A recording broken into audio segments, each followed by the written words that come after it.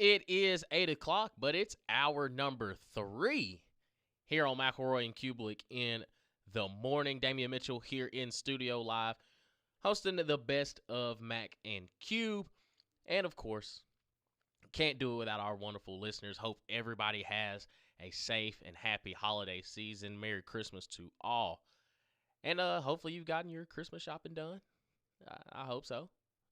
And if you hadn't, you got a couple days before it gets a little crazy. Actually, it's going to start getting crazy today, and then tomorrow, just thoughts and prayers with you if you still got to do some last minute Christmas shopping. But we appreciate you hopping on here with us on Jocks, as I am here hosting the best of McElroy and Cubelic in the morning. Let's get you started here on the second half of the show. Kind of recapping what we've talked about so far. Of course, Bama, Oklahoma, recapping the college football playoff. Had Paul Feinbaum interview from yesterday. Also, Jay Tate, who covers Auburn with all the moves in the transfer portal. Of course, we still have some transfer portal news and activity going on as USF quarterback Byron Brown has hit the transfer portal. And everybody, I think, has a little bit of an assumption that he's probably about to join Alex Golesh there at Auburn as well. So it kind of, are you going to have a Deuce Knight and Byron Brown duel for the quarterback spot? We know what Byron Brown has been able to do at South Florida with Alex Golesh, but Deuce Knight, again, now going into a sophomore year. But I think people got to realize this is year 2 in college and also year 2 in a new system. So he may still have some things to work out. I'm a big fan of Deuce Knight. I think just a raw ability and what you've seen with Alex Golesh with the quarterbacks that he's had. You look at Hendon Hooker. Now, Joe Milton, he was a project. He had a great arm, but sometimes it just, the brain and the arms just did not compute at the same time. But when he was the offensive coordinator there at Tennessee, we saw the numbers that he was able to produce. One Hendon Hooker did, especially in 2022. But Byron Brown, the quarterback for USF, has hit the transfer portal as well, and all roads, I think everybody kind of knows that he's heading to Auburn. Now with Ashton Daniels in the transfer portal, that quarterback room looks a little different than what it was last season. But let's continue on Mac and Cube as we discuss just the coaching carousel. This was time when Kalen DeBoer's name was hot, especially for that Michigan job, but just kind of looking at the landscape of all these new coaches in college football with our buddy Chris Lowe. Our next call comes from a very, very good friend of mine. I think he's the best reporter in the business. He is Chris Lowe of On3 Sports. Chris, you've been all over it so far in the coaching carousel. Give us the most up-to-date information that you have as it relates to Michigan and their pursuit of Kalen DeBoer. Well, Greg, thank you. I don't think they've given up. I think he remains their top guy. Now, I'm not saying Kalen in his mind is going there, but I think Michigan is prepared to sort of sit there the rest of this week, see what happens. I think at the end of the day, though, Kalen's going to stay at Alabama. I know he's been pretty strong, as strong as he has been the other day when he said yes twice when pressed on whether he would be the head coach at Alabama next year. I think the two names I continue to hear, Greg, are Jed Fish and Kenny Dillingham. There's some push there at Michigan for Jesse Minter, but you're talking, the NFL, the way that the calendar is with NFL, you're not going to get Jesse Minter until somewhere into January, which makes it difficult.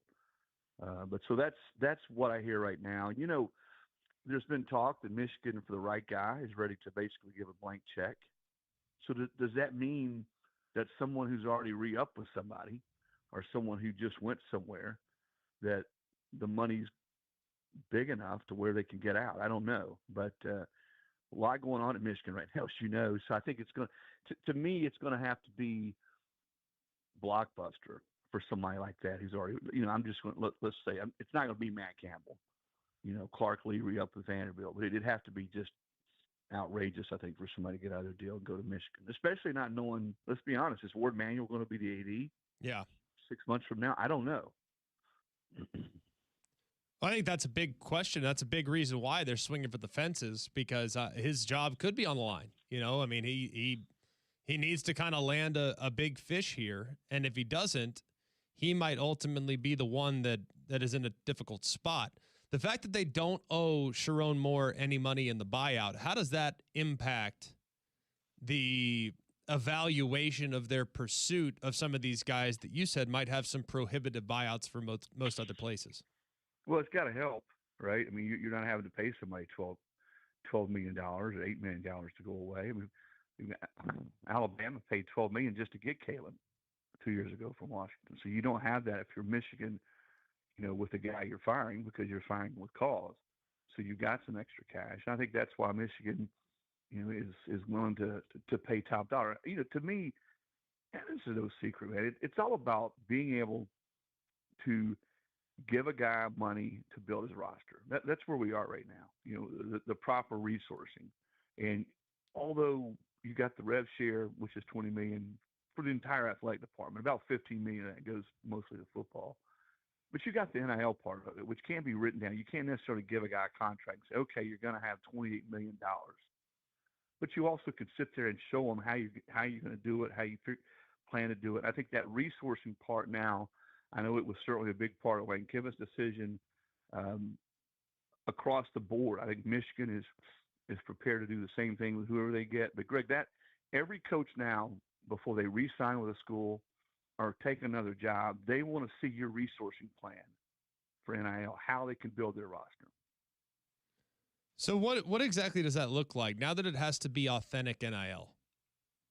You can't just throw money at guys willy-nilly and expect for the College Sports Commission to allow. So what does that mean when you look at the recruiting resources that once gave teams a significant advantage? Is that still something that can be used to your advantage? Yeah, I think it can. Now it's a little bit more. It's not as clear.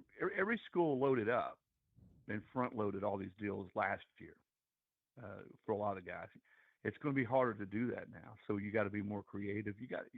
Let's be honest. You've got to figure out have people, donors, collective people that have a lot of cash and have businesses, and the whole fair market value phrase, Greg, is the one that gets me. What is fair market value? Yeah, I mean, right. can you bring your quarterback and your star wide receiver to the biggest dealership in Birmingham or Atlanta or wherever, 4 straight Saturdays in off season, and pay them, $100,000 every Saturday to shake hands with the customers and take pictures? Is that fair market value? I don't know. Can you pay them, $500,000 to do it? And that's the one, as you read through, what's legit and what's not. That's the one that always gets me. What fair market? Because I think everybody's definition probably would differ. I think that's completely fair. As we visit with Chris Lowe of On3 Sports, does an amazing job. I think one of the best reporters ever when it comes to covering college football. And when you look at Kalen DeBoer, and I think a lot of people, it makes sense. Like, I think he's a top 5 coach. I think a lot of people realize that. And everyone just assumes, oh, well, he hasn't been at Alabama very long. And maybe he'd be willing to listen more than most that would also be in the, quote, top 5 coach conversation. Because, Kirby's not going anywhere. Ryan Day's not going anywhere. I mean, Steve Sarkisian's not going anywhere. However you feel about Lane Kiffin, he just re-upped and now is getting a fresh start at LSU. So when you look at, top 5 coaches, he's the only one that might be, quote, gettable. Maybe Dan Lanning, but his buyout is outrageously prohibitive because Mario Cristobal left for Miami and Phil Knight said, we're not letting that happen again. You're going to work for me and you're not going anywhere. So why is it that Kalen DeBoer is always kind of on the short list as it relates to these job openings that will come open, every once in a while? I'll start with Michigan. I think the connection with Michigan, Greg, is that when Nick retired, there were 2 names immediately that Greg Burns zeroed in on: Mike Norvell and Kalen DeBoer. And we could sit here all day and debate in what order, but it was DeBoer's job. Norvell said no. He got a big raise, what have you. Had it gone the other way, and Greg would have gone Norvell, or Norvell would have come to Bama, then there's no question in my mind right now, Kalen DeBoer would be the coach at Michigan. They wanted him then. the timing didn't line up because remember Harbaugh didn't go to the NFL until about 2 weeks later, 10 days later. So the timing really wasn't there. But they had interest in him then. So I think that's one of the reasons everyone has tied him to Michigan. The Penn State thing, I never really bought that. I don't think there was ever really any. That was not really. It wasn't reality that he was going to go to Penn State. Not after being at Alabama. I think the Michigan thing makes more sense because of that earlier tie. Um, I don't know. The guy coached. He coached a lot of his career out west. So I don't. The people say, well, maybe it's a better fit. Well, how is that? Is it a better fit because of what? Uh, the Alabama pressure, the scrutiny. Listen, I've talked to Kalen enough, and you have too. Not so much in the last week or so. And I don't blame him. He's not said a whole lot. But when he got the job in the last year or so, there's a reason he came to Alabama. He came to Alabama because he wanted the challenge. And he told me, he said, there's only going to be one person who ever goes in behind someone as great as Nick Saban and gets a chance to see if you can continue to keep that thing rolling. I wanted that challenge. I ran to that challenge, and I don't think in his mind he wants to be known as the guy who runs away from it after 2 years. And I think that's sort of where we are right now. Do you listen? All these guys have representation, have agents. CAA is one of the best companies in the world. Jimmy Sexton's as good as it gets. So they work for their clients. So when other brand jobs come open, like a Michigan, you're going to look at it. And I think that's the case with all coaches. But I agree. I think Kalen, to me, when you look at, has it been perfect? Has the transition been perfect? No, but I don't know anybody that realistically thought it would be perfect. It's just, you're taking over for the greatest to ever do it. And I think the fact that Michigan wants him, certainly Penn State would have been interested. If he'd been interested, tells you that big brands think the guy can coach. We'll continue with the Chris Lowe interview when we return here on McElroy and Cubelic in the morning.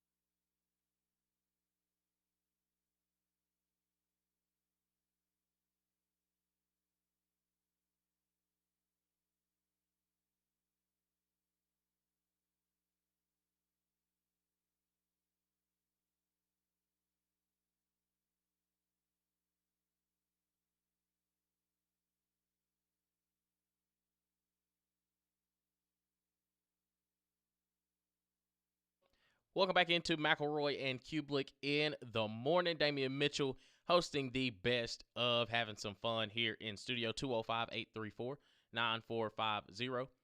If you just want to say Merry Christmas, Happy Holidays, I appreciate that. Like some of you did earlier on, 205-834-9450. And a Merry Christmas to you and your family during this holiday season. Let's continue on with part 2 of our interview with the one and only Chris Lowe. I think when you referenced Michigan being in the mix the last time, the worst kept secret in the history of college football was that Jim Harbaugh was going to the NFL. Everybody knew he was going to the NFL. I am of the belief that Jimmy Sexton, who represents Kalen DeBoer, knew that Jim Harbaugh was going to the NFL. It was just a matter of which job would he take. We'd take the Raiders, we'd take the Chargers. There was a few others that were in the mix. Like, you knew he was gone. It's just a matter of where. So if Kalen really wanted Michigan, why didn't he just go there 2 years ago and drag his feet in the process until Michigan came open when everybody knew it was coming open inevitably? Like, to me, it felt like he chose Alabama then. So why would he not choose Alabama now? Yeah, and I think going back to what I said a minute ago, I think that you're right. I think he knew that it probably was going to happen. And yes, he could have. I don't know how much of a roll of the dice it would have been, but he could have said, "Hey, thanks, but no thanks to Alabama. I'll wait on Michigan." But it goes back, I think, Greg, again, just based on my conversations, again, not in the last 2 weeks with Kalen, but over the last 2 years when he got the job and meeting with him, is that he wanted the challenge. You know, a lot of people didn't want it. Like, Alabama ain't for everybody, okay? And coaches who are established and have good gigs and they love their alignment where they are, you know, look at that going in behind a Nick Saban and say, thanks, but no thanks. Kalen was sort of the other way. He wanted to do it. And I think that was what, as he started to go down that path and he knew Alabama was really interested in him, he was going to be working for a guy who hired him. I think that's the other thing. Greg Byrne was making that hire.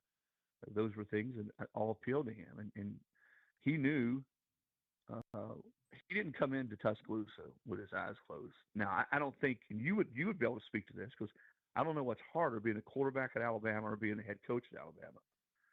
You never really know for sure until you're right in the middle of it, right? Until you go through it and you walk in those shoes at either job. And I don't think you know that. So I think there's probably been some things in the last year and a half where he knew it was going to be like that. But then when you go through it, you're like, wow. But I think he is so competitive, and maybe he doesn't show it all the time outwardly. I think it burns more inside with Kalen than it does some people. They show it outwardly.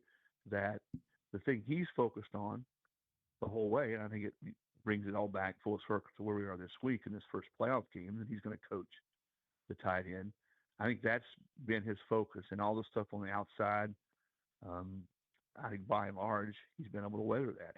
And give him credit, too. I think he is, just in 2 years, he's evolved and he's adapted a little bit. Not who he is as a football coach, but maybe the way he goes about things a little bit. And clearly, his team responded after that really disappointing, embarrassing loss to FSU. They played really good football through the middle of the season against a schedule. Now, I know they didn't play the best down the stretch, but I do think his football team adjusted and responded to him, which I think most people wanted to see happen. Yeah, I think they've done a remarkable job of righting the ship, that's for sure, and kind of using that disappointment as a galvanizing effect that could carry over for sure. You referenced where Michigan's coaching search would go. You referenced Jed Fish. You referenced Kenny Dillingham. What exactly with Jed Fish? He's done a great job in short increments. You know, a couple years at Arizona, a couple years at Washington, but he's never really been anywhere for an extended period of time. Yet he continues to be mentioned every single time a big job comes open as a guy that would be in the mix. Not saying he shouldn't be, not saying he should be. I think he's a really good coach. I guess it's just hard to know exactly what he stands for because he's never been anywhere that long. So what is it about Jed Fish that has become so attractive to many administrators? And I guess why is he kind of in the mix for every job?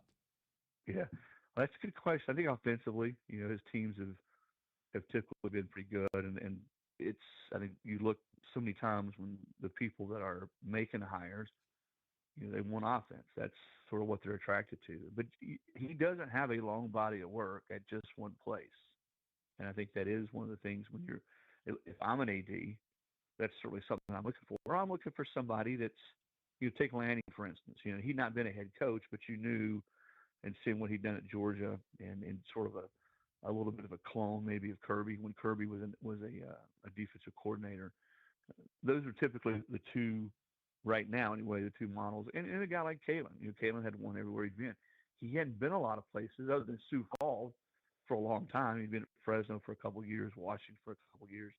But you saw that track record of winning. But I think the other answer to that question, Greg, is when you look out right now, you're sort of in last place trying to find a guy. Everybody else is, Sherrod Moore gets fired a week ago, and everybody else, the most chaotic coaching search we've ever seen. I don't know about you, but for me it is. And everyone has gone out and gotten somebody. They've re-upped with their coaches. You see guys getting, Mike Elko is certainly in play. I think Penn State felt like they could get him. Nope. Texas said, not happening. We're going to take him to $11.5 million. You've got Marcus Freeman now, who I think you're going to continue to hear his name on the NFL front. And I think that's real. I can't speak for Marcus. I'm not saying he's going to go, but I do think that's real. So we may not be done yet, man, which is hard to wrap your hands around given what we've already gone through for the last month.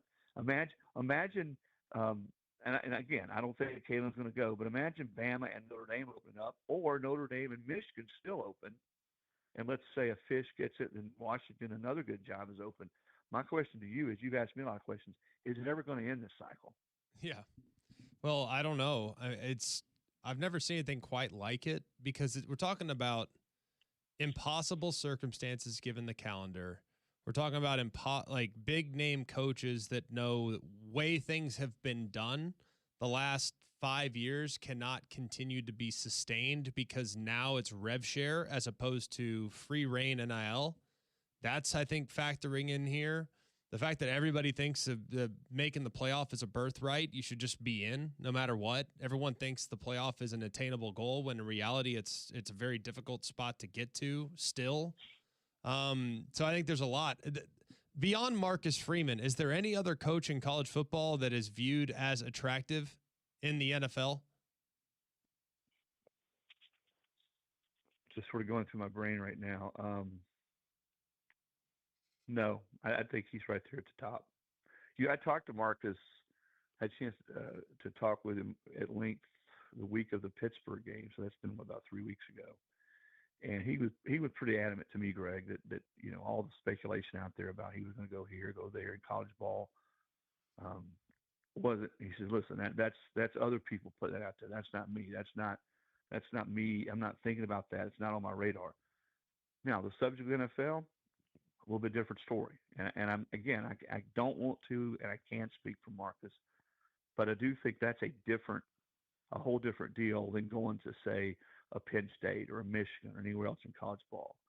And to answer your question, no, I can't think of anybody else right now, unless, and I don't think Kirby, I'm actually in Athens. I'm going to go see Kirby today, so I'll ask him. I'll tell him you ask. But unless Kirby decides he wants to go to the NFL, I don't.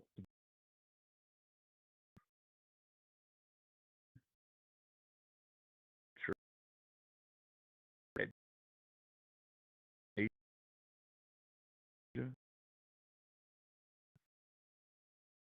don't. Us here on 3 Sports, of On 3 Sports, joining us here. He just does a tremendous job. Chris, we'll get you out of here with this last one. Is there anything we're missing here? Like, is there anything that we're not hitting as it relates to the coaching carousel or guys going up, assistant coaches on the move? Sounding like Derek Nix is going to be taking over at Alabama as the wide receiver coach. Is there anything else that's kind of on your radar that might not be out there in public that we need to kind of keep our eye on? Well, it's been in public to a degree. It's gating steam every day. But what about the coach staff swap that's going on at Ole Miss and LSU right now? Yeah. I mean, if you told what's happened at those two schools with the swapping of coaches and Lane not coaching and coaches going to LSU, now they're back to coach the playoff, Charlie Weiss. And think about telling this story, Greg, to somebody 5 years ago. this was going to happen. No one would have believed it. Yeah. And that's, again, I don't want to I want to harp on the calendar. The calendar is what it is. Sure. Hopefully we can we can tweak it and get away from this. But man, I think we forgot, and players move around too, okay? But I think we've forgotten a little bit about the players. That can't be ideal to some of these players playing in these playoff games, knowing you basically got coaches that are hanging with you for a few more weeks or another week and they're gone, or a new guy, the guy that got you there, i.e. Lane Kiffin's gone. Look at the other schools. How many schools in the playoffs have a coordinator or a head coach who has taken another job, who's hanging around? And don't get me wrong, I think it's great that Summerall's hanging around to coach Tulane. Oregon's got both its coordinators who've taken other jobs, and good for those guys and Tosh. But it can't be ideal for the players. I mean, you tell me, if you're playing and a coach is, he's basically juggling two jobs, it's only human nature that you're thinking about, all right, what have I got in the portal coming up in my next job? And yet he's out there on the practice field coaching you, or vice versa. The guy's not there anymore. That's the part of where we are right now in the game. It's just, it's not right. It's not the way it should be. So hopefully, and I'm not smart enough to figure out. I'm not a Rhodes Scholar finalist like you were. Maybe you can figure it out. There's got to be a way to change it and do it to where it's a little bit closer to what they do in the NFL, when other stuff starts happening until after the season. Hopefully we get there, and hopefully we get there very, very soon. Chris Lowe, you can follow him at CLowFB on Twitter. He does an amazing job. You can also check out all of his stuff on on3sports.com. Chris, we always appreciate you, my friend. Thank you again. You bet. See you, Greg. Have a great day, brother. All right, you too, buddy. I'm sure we'll talk later this afternoon. When I feel like I talk to Chris almost every day. I talk to him as much as I talk to anybody this time of year. It's always crazy. It's always fun. And it's always enlightening to hear what he's hearing, because no one's more tied in than Chris. That was Chris Lowe taking a look at the coaching carousel up until that point. As, of course, Kalen DeBoer's name was being brought up for the Michigan job. But I think after the first round of the college football playoffs, I think those discussions are pretty much done. We'll continue the conversation on the other side with some more coaching updates from within the past week or so, especially here in the city of Birmingham. Keep it locked on Mac and Cube in the morning.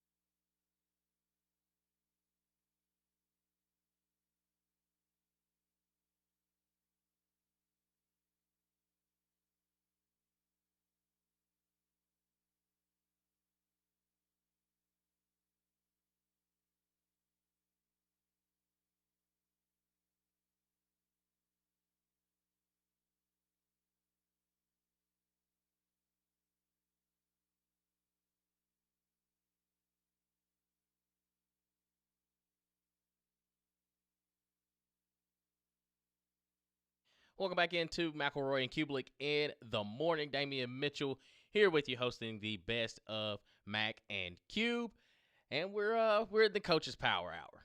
Of course, with the coaching carousel, primarily the one in Michigan, kind of keeping the college football world at bay, because we're all trying to figure out who is going to take over that mess that Sharon Moore left, and who is going to clean up that program. If you've heard and seen what Biff Poggi had to say, he's like, "Hey, I'm continuing the interview. I've been here. I can do it." But the Michigan job is no small feat, but we shall see where it goes. But we do have a new coach here in the city of Birmingham, as our Birmingham Stallions welcome in a familiar name as their head coach after the departure of the legend Skip Holtz, 3-time spring football champion, by the way, Skip Holtz. But we broke the news here on Mac and Cube, as one A.J. McCarron is now the head coach of the Birmingham Stallions. As Greg got a chance to chop it up with him, let's hear it. Welcome back to McElroy Cubelic in the morning, Jocks 94.5. Very excited about this next segment. Excited to visit with the new head coach of the Birmingham Stallions. No stranger to success in his football career. Played in the NFL for a long time. Played in the UFL. Had great success as a player with the St. Louis Battlehawks. And now he begins his coaching career. He's A.J. McCarron, my former teammate. Really proud of him and all that he's accomplished. And now, AJ, a new challenge here as a head coach, my friend. What's going on? Oh, what's up, G? Yeah, it's an unbelievable honor. It's a great challenge. You know, I've been on the phone this morning with Rapoli and talking about the future, and I'm just super excited for the city of Birmingham and the challenge we have ahead of us. Well, let's start with kind of how this process started for you. I mean, what was it that kind of led to you? Because it sounded like you were going kind of pursuing politics. You were heading in that direction, and then an abrupt turn here at the 11th hour to now decide to go into coaching. Equally competitive, but slightly different field, of course. So I guess, how did this process start for you, and what kind of led to this decision? Yeah, you know, I've been training quarterbacks and been involved in helping high schools and even from the college level on concepts and talking to coaches. And I was actually on my way home, me and my wife, and from the governor's Christmas party in Montgomery, and got a call from Russ Brandon and asked would I be interested in football. Is my passion. Listen, I wanted to go the political route to help kids and families. My biggest thing was kids and families with special needs. My youngest, a lot of people don't know this, but my youngest has level 1 autism, and it was a challenge for us to find help, and that was my main goal in that. But I've gotten to know a ton of people in that world, and gonna help behind the scenes from that. But football is my passion. It's what I love to do. I've always been around the game since the age of 3 and played it. And when this opportunity came from, RB and the UFL, it's something I couldn't pass up, to have an opportunity and a chance to impact guys' lives and help them find a way to get to the ultimate goal, which is the NFL. Well, you've lived it, and you've played in the NFL, you've played in the UFL, so you bring a unique perspective, I would imagine. But I think it's probably safe to assume that we know your philosophy. I would imagine that you'll kind of follow the way Coach Saban did things. I think that's a safe assumption. Yeah. But what kind of coach do you envision being? No, 100%. I think what made, and you know this as well as anybody, what made Coach Saban great was the fact that he surrounded himself with great coaches, and then he trusted in them to do their job. And that's my biggest thing. I'm especially going in my first year. I want to be able to manage the team and manage the game, and really show guys how to work and the work ethic it takes to get there to the NFL. But I want to allow my coaches to go out and do their job, and trust in them that they're going to do that and put us in the best situation to win games. And that's the biggest thing. I'm definitely taking a Coach Saban mindset to this, and hopefully I'm in talks. Hopefully I get a big answer today, later on, from a D coordinator standpoint. I think will make a big impact, not only for our area, but in the league. And so I'm excited about that part of it. But I want to surround myself with great coaches and allow them to do their deal. So, visiting with AJ McCarron, new head coach of the Birmingham Stallions, former Alabama quarterback, national championship winning Alabama quarterback, multi-time national championship winning quarterback, former NFL player, former UFL player, done it all. He's got a great, great resume to make this transition. But philosophically, what do you want the offense to look like? Are you going to call plays? Are you thinking about calling plays? Every quarterback wants to call plays, right? I mean, why wouldn't you? So, philosophically, what do you think the team's going to look like? Yeah, no, I mean, defensively, I want to fly around. I want to be aggressive. I want 11 hats on the ball, from sideline to sideline. I want to be aggressive in each and every way possible. And then offensively, I want to be able to run the football. I want to establish a nastiness and grit up front that other teams are not willing to match, and they don't want to play for 60 minutes. And as we wear them down, we're able to spread the field out, throw it. If we have to go in and run it 40 times to win the game, we're going to do that. If we have to throw it 40, 50 times to win a game, we're going to do that. I will have a hand in the offense, but my offensive coordinator that I have picked out, I trust him with every bone in my body, and I'm going to allow him to do his deal. And that's the biggest thing for me. But I don't care. As long as we win, I don't care what it takes to win the game. And but that's the team mindset that I want us to have, to go out and be a team that's just other teams do not want to play for 60 minutes. Yeah, I mean, a lot of that messaging sounds very familiar, which is great as we visit with AJ McCarron here as he prepares to lead the Birmingham Stallions in 2026 and beyond. Was coaching ever kind of in your thought process? I mean, this is the first we've heard of it, but was this something that had kind of been weighing on you for a bit? Oh, yeah. I've been asked to take some head coaching jobs of high schools down here. It just hasn't been the right fit. And then I've been asked to, help join pro staff, college staff. I've actually been offered a offensive coordinator job in college at a lower level, but it just wasn't the time for me. It wasn't, as I have 3 young boys, and I love being around my family. And with this opportunity, it gives me a chance to get my feet wet and understand everything, and also be in, during the spring and allow myself to be around my kids while they're at a young age and still be able to coach them and everything else. So this right now is just the best fit for me and something I'm really looking forward to. Well, we're excited for you. Obviously, Birmingham Stallions, you played against them. You've started the game in Protective. You've been around the league. What do you think wins in the UFL? Yeah, I mean, listen, we want to win, but the biggest thing is for us in Birmingham, and Coach Skip has done a great job, right? I mean, he's a legendary coach, especially for the spring football, but we got to get people in the seats at Protective Stadium. It's just the truth behind it. Rapoli has done a great job firing up the fan base and talking about moving the fan base if we can get people in the seats. But that's the biggest thing for me is we got to find a way for Alabama fans, Auburn fans, UAB, Troy, whoever we root for, South Alabama, it doesn't matter. I want everybody to buy season tickets, come up and support this team. While, college football is king in Alabama, but they're not playing during this time. Come out, get in the stands, come be a part of the experience, and we're going to have fun. And that's the biggest thing for me is make it an enjoyable time and moment for families to come out, bring their kids, be a part of it, and also witness good football and us win. And that's right now is the number one goal for me, to keep this team here.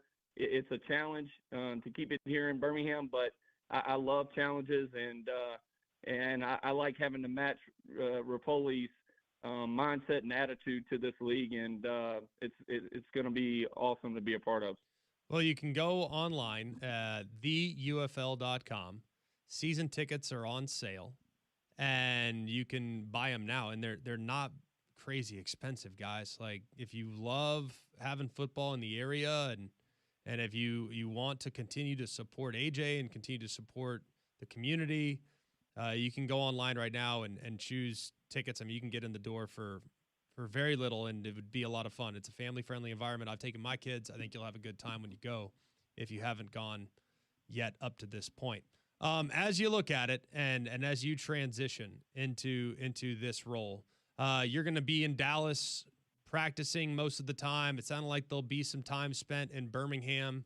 You know, I know you're not a stranger to Birmingham. You're from Mobile. You, of course, spent a lot of time in Tuscaloosa. You know, what do you know about the community? How much time do you plan on spending in the community? Well, hopefully I can spend as much time as possible. I've already told, Russ Brandon and Dykeman and Rapoli and everybody involved is, listen, I want to be in the community and help build this thing up. Whatever I need to do to get people in the stadium, that's the biggest thing for me. Listen, Alabama as a whole is a blue-collar, just hard-working community and a state as a whole. So whatever we need to do to get people excited about football, get people excited about the Stallions, and get them in the stadium, I'm there for it. I will do whatever I need to do to get out in the community and get people to want to come be a part of this journey with me. Well, we'll be following closely, and we'll have you on weekly, I would imagine. And you can bring a group of 10. All you got to do is do a $50 deposit. Like, there's so many ways to go see the Stallions play. So when you talk about personnel, and I know the teams kind of start from scratch every year, what are you focusing on from a personnel standpoint when you're putting this roster together? Yeah, the biggest thing for me is playing 2 years in this league. I want to be good and establish an O-line and D-line. I want to be physical on both sides of the football up front. That's the hardest thing, I think, in this league and really in all of football, especially even at the college level. O-linemen these days are hard to find. And I want to be a nasty group up front to establish the line of scrimmage and again, wear teams down on both sides of the football. So I'm starting out looking for big boys and big fellas up front that are going to play with a chip on their shoulder and a nastiness to them that teams don't want to match. And then from there, we got to find a quarterback, of course, that can distribute the ball and make the right calls and get us in the right situations and see coverages and fronts and everything to get us in the right play call if we don't have it at the time. And then being able to find enough playmakers that can go out and once they get the ball in their hands is make explosive plays. Right? This league is built on explosive plays. And but the biggest thing for me right now is evaluating all the talent in the league from a O-line and D-line standpoint, and then building from there. Yeah, it'll be exciting to watch you put the team together. Looking forward to seeing what the roster looks like. And you guys will head to camp, I believe, in February, thereabouts. Yep. So it won't be long, and it'll be here before we know it. I'll be remiss if I don't get your thoughts on the Tide as they prepare to play Oklahoma tomorrow night. I know you're here to talk about the Stallions for sure, but everyone wants to hear what your take might be as it relates to the Tide. So what do you think about the matchup tomorrow night? Yeah, I think, I've said this a couple times. I think it's the best draw for Alabama they could possibly have. A team that they faced not too long ago, and you're a familiar opponent. You understand they're a type of team that they're going to do what they do best. So you go back and watch the film and realize what you did wrong, what weaknesses they possibly have that you missed over on, and then for me, going into this game, and when you look at the last game, it was the turnover battle that lost the game for you. So taking care of the football, and I think both offenses, Alabama and Oklahoma, are in a little slump right now. So what team can find a way to create explosive pass plays. And I think that the team that creates the most explosive plays in the air is the team that's going to come out with this win. And I'm not a betting man, but if I was, I'd put my money on Alabama to come out with a win. I'll be there rooting for them, doing our podcast before the game in Norman, and then I'll be inside the stadium watching, and hopefully our guys come out with the dub. Well, busy man. Well, we are excited for you, buddy. We look forward to seeing how the team comes together, and I know we'll have you on here in the next couple weeks as you get prepared to go to camp here in, gosh, a little under 2 months, my friend. I appreciate it, G-Mac. All right, A.J. McCarron joining us here, new head coach of the Birmingham Stallions. Excited for him. Excited for Stallions fans. And like I said, I mean, you can get in the door. I was just looking at this. You can get in the door with a season ticket package for as little as $12 a game. I mean, that's pretty sporty. I don't know where you're going to find a better deal than that. To get a family of 4 in for under $50, yeah, that's pretty good. You get a live tackle football in the spring for $50, family of 4. Yeah, it's pretty good. Pretty good. And you're sitting in the end zone too. I kind of like the end zone seats. I've always kind of liked the end zone seats, but I'm trying to kind of see the game that way, kind of from behind the quarterback's perspective. Does make it easier. No, I think it does, but what do I know? Great opportunity for AJ. Excited for him. Excited for Birmingham. And look forward to seeing what the team looks like here in 26 because, look, last year, I mean, disappointing. I don't win a championship. Goodness gracious, like what the heck are we doing? I mean, Stallions, we only win championships. And that's a 100% fact. Last year was a little bit of a disappointment. Those Michigan Panthers, boy, I tell you the truth. But it's a new era there at Protective Stadium. As a Birmingham Stallions, we welcome in the new head coach, A.J. McCarron, and we'll be back with more McElroy and Cubelic in the morning.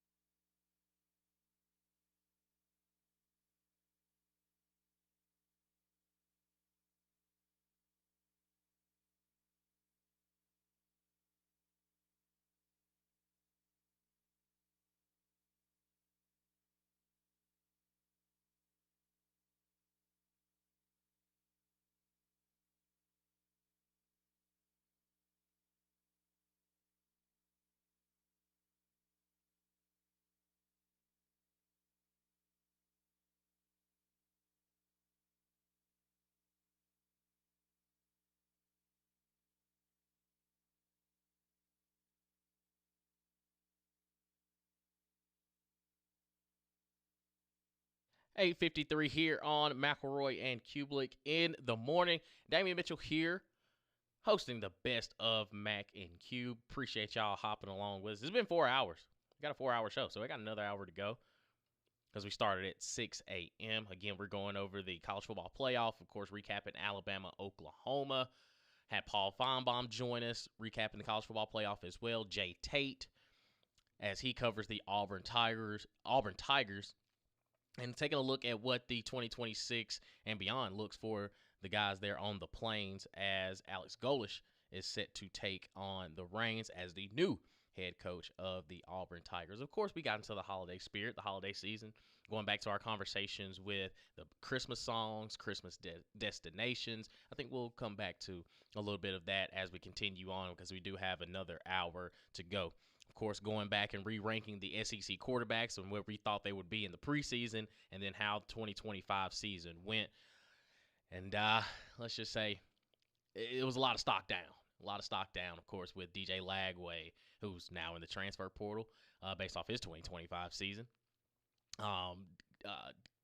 Taylon Green, quarterback at Arkansas, who I thought skill set wise would have a better year than he did, but Diego Pavia started to resurge, banking off of his 2024 season, and then of course finding himself in the Heisman Trophy ceremony, finishing second behind the eventual winner, Fernando Mendoza, the quarterback of the Indiana Hoosiers, who will be taking on the Alabama Crimson Tide in the Rose Bowl January 1st in the second round of the college football playoff. Alabama knocks off Oklahoma 34-24, and then they advance to take on the number 1 overall seed, Indiana Hoosiers. 205-834-9450. Appreciate y'all wishing me a Merry Christmas. Merry Christmas to you and your family as well. Just like our buddy Lewis who chimes in. He says, Happy Festivus, Damien. Thanks for coming in today for those of us headed to ref local high school basketball today. 3 in a row for the old man. Not cool. Hashtag giddy up. And, of course, we did have A.J. McCarron, the new head coach of the Birmingham Stallions, in our last segment in a conversation with Greg McElroy and just his expectations for the city of Birmingham, just taking over the new gig because, again, he's not going into the cupboard bare. Now, we don't really know what the UFL is going to look like in 2026, but we know that we're going to be supporting our Birmingham Stallions here in the city, so we got to make sure we pack protective this spring. But I do think that he, of course, with somebody that's played at the University of Alabama under Nick Saban, he's got some Saban in him. And the first thing he talked about was the defensive side of the ball.